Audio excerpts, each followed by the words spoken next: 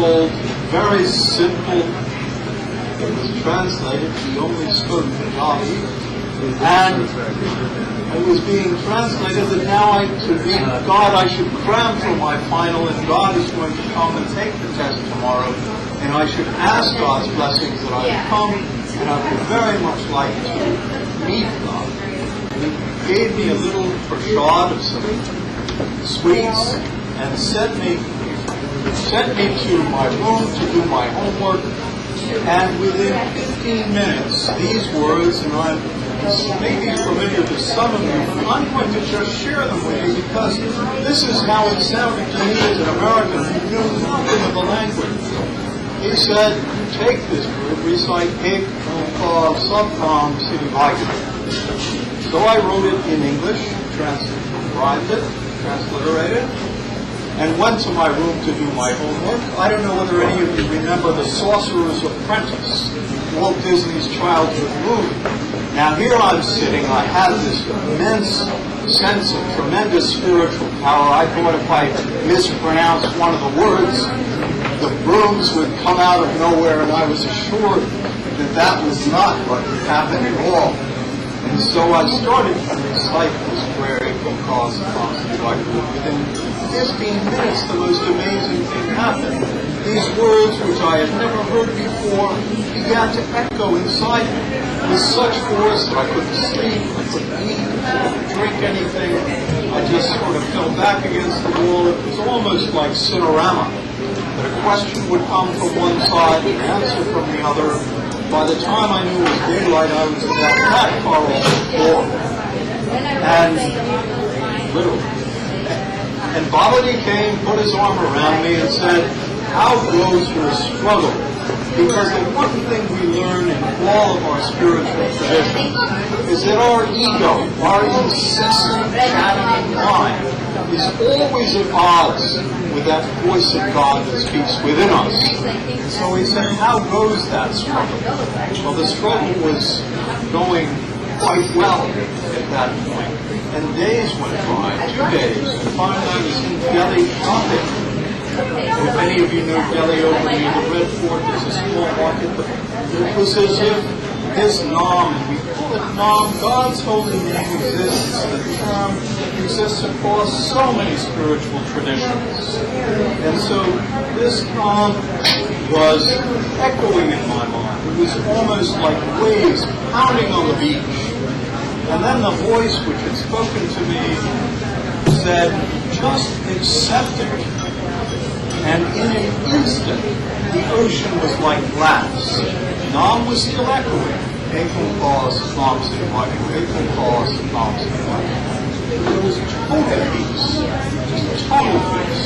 And when I went back to Gobind Sadan that evening, someone met me at the gate and said, Babaji is calling you. I went, and he was sitting with a small group of people who had come from Army headquarters immediately. And he looked up at me and he said, now do you accept it or not? Exactly the words. Do you accept that God exists or not? And I just lay out before his feet. Because sometimes when somebody has a thick head like me, you got to really whack you over the head with a baseball bat to let you know that these experiences are real. And I said, yes. And he said, now what do you want? As if finding God, coming face to face with God at age 22 wasn't enough. He said, okay, now what do you want? And I said, I just want to learn. I just want to sit at your feet and learn. And he said, okay, stay here and learn. And I was privileged and honored to be part of the early community with my lovely wife, Joginder. He was here, he was there before me. And the experiences, the spiritual experiences were remarkable. We would get up early morning, 1, 2 o'clock in the morning, and that's still the routine, and spend several hours in prayer and meditation. But I can tell you, if I was sitting at the sacred fire, sitting meditating past dawn, Babaji would come and rouse me out himself. And he said, what did you think? You came here simply to meditate? You've got to work. He said that people will remember you for your actions and for your work, not for your visions. And here is someone who had this tremendous spiritual power and yet he was in the fields working himself. Some of the pictures that we put in the book from the early 70s showing plowing behind the bull, because he would never take money from anybody. He wanted to be self-sufficient. He always would say that God is not a beggar, that God is the one who gives to everyone. If we go asking people, that we can never sell God's name. We can never sell truth. That's free. And we must work harder than everybody else to show them. And he could not tolerate that there would be any poverty in the world. He felt that everybody should have an opportunity to work. And so he would hand me a sickle and show me how to cut water. He would take a spade and show me how to set the little dikes for the irrigation. He'd be up in the morning milking cows with us.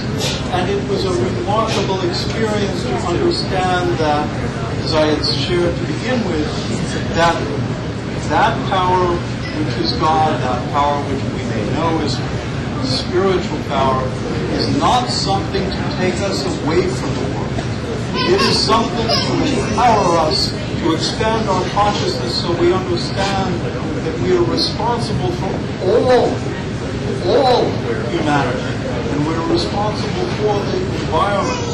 And if I sometimes laugh, because I wrote a little piece called Blaming God, saying that if these were the old days, we'd be sitting in sackcloth and ashes praying for salvation.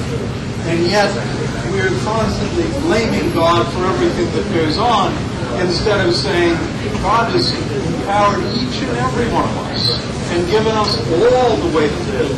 From time immemorial, through so many messengers and prophets who sacrificed so much, and we human beings are so thick that we still don't get it. We still go around messing up God's order.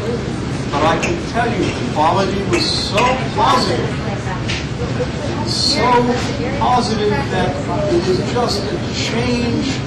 We always say that the spiritual dimension was as thin as a butterfly's wing.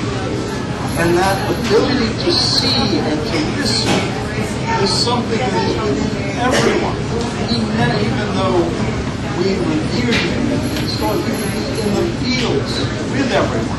If someone said, when can we have darshan or an audience, they'd point to the fields and say, go, we stand under an umbrella, they go find him, he's in the fields. And then so you'd have to work a full day, be out working with everyone, and eating with everyone. And this is the way we form, that in the evening gather and sing God's praises, remember God, and all technology, all science, everything is all God's gift. It's never seen as a dichotomy between science and spirituality. Everything comes from God. Everything comes from God.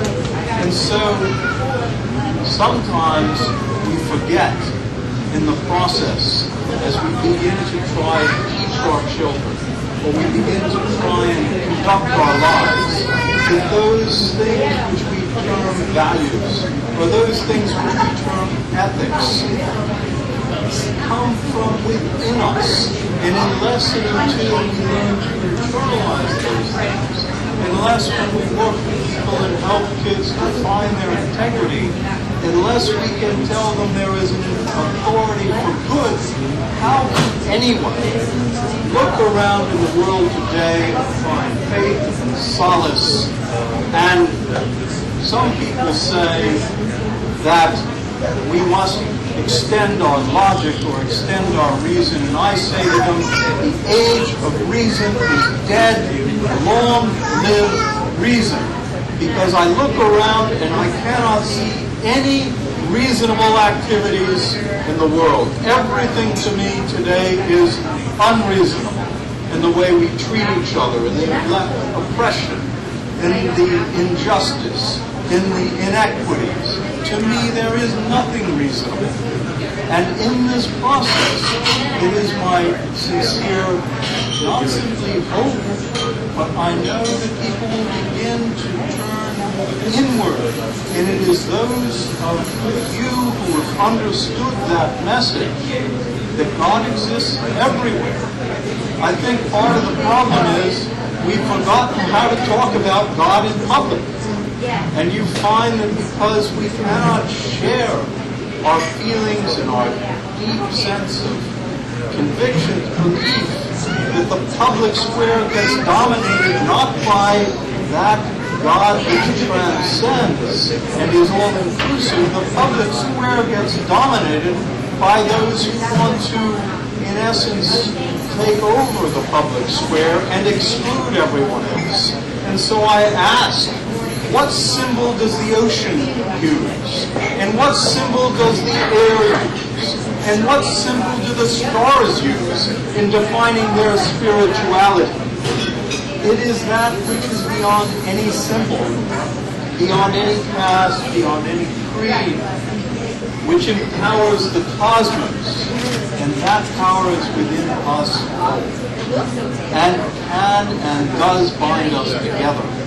And so if there is one thing that Babaji has taught, it is how to share our love of God.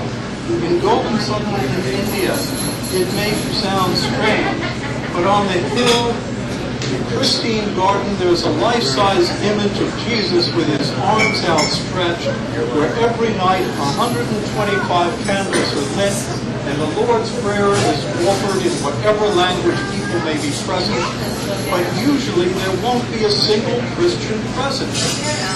Next to Jesus stands a place dedicated to the covenant, which is fondly called the Shema place. And you'll see people who've never meditated in their life go and pay homage before that watchword of Shema Yisrael. And it's written in Hindi and in Hebrew. Villagers who, as I say, know nothing about Jesus, but they see these words and they see that Babaji is given great reverence, and they will go and bow and pray and light candles there. Behind that image of Jesus stands a mosque that Babaji built for the Muslim community at the height of conflict. And the Muslim community invites everyone to join in prayer. There are mandras to the deities, to Durga Mata, to Shivji Maharaj, to Krishna Maharaj, and Hanumanji. And in the hovens, the sacred fires that some have burned on the same spot for over 40 years, the power, the healing power is remarkable. That whatever prayers people offer come true the same as happens at Jesus' place. There's a spring that flows naturally over his feet, it's gathered behind, and whatever ails people, they take it away. And this is a sense where people all, during the whole time of Transcending, this wonderful scripture which has encompassed the teachings, not simply the Gurus known as the Sikh Gurus, but in the Bhagavad Gita, in the Sheikh Reed, an 8-year-old boy, an 80-year-old man, to say God has no limits, and to say that the fundamentalism, exclusivity doesn't work in God's house. And so this is something which is a practical, simple demonstration of God's love. And that's really what Babaji called on all of us to do.